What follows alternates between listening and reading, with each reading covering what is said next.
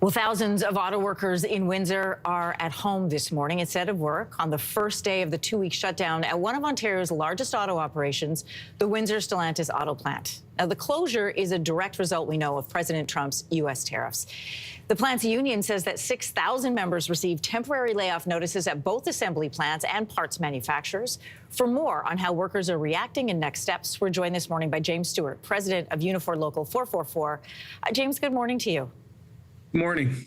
You have described this shutdown as devastating as a military attack. What have you heard from workers in the past few days, and what are you hearing and feeling this morning? The workers are concerned, obviously, when they made the announcement that they were going to shut for a couple of weeks. It's not the fact that we have a 2-week shutdown in place. It's the not knowing what happens after that. So they gave us the notice. They told us we were down for a couple of weeks while they reassess. They said there will be changes to the production schedule following that. We don't have a clear indication of what that is yet, but they are making assessments to see how they deal with it. The workers are obviously nervous for the same reasons. We don't know what happens after the couple of weeks. What's the picture going to look like moving forward? So people are very concerned. The shutdown, as you've mentioned, is temporary. Stellantis said they're continuing to assess the effects. The situation is fluid.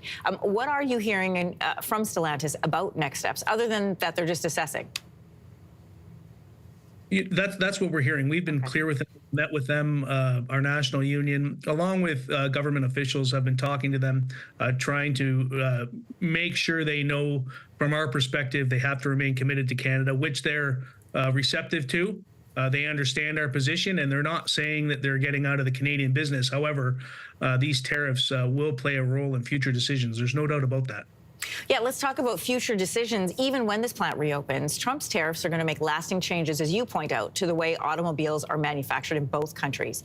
We also know that Donald Trump has repeatedly said his plan is to have everything made south of the border. For our government officials have said they're going to fight to keep Canadian plants in Canada. But where does that leave yourself and workers? This state of flux of, Donald Trump has this mission and he is going full bore. How are you feeling about what the future could look like, and the fact that this relationship between Canada and the U.S. and automaking seems to have been permanently changed? Yeah, there's no doubt it's changed. It's difficult for them and the U.S. administration in isolation to make a change overnight. The whole system is integrated. We've had over 30 years of free trade, and in that 30 years, the companies have been integrated. We have parts assembly plants in all 3 countries in North America building parts for every single assembly plant. So the idea that everything is going to get built south of the border and they're going to add tariffs to the parts manufacturers, you can understand quickly that when your profit margin is, normally 5%, maybe as high as 10 if you're doing things really well. There's no way the industry can sustain it. They will stop building parts. It'll decimate the industry, not just in Canada, but also in the U.S. and Mexico.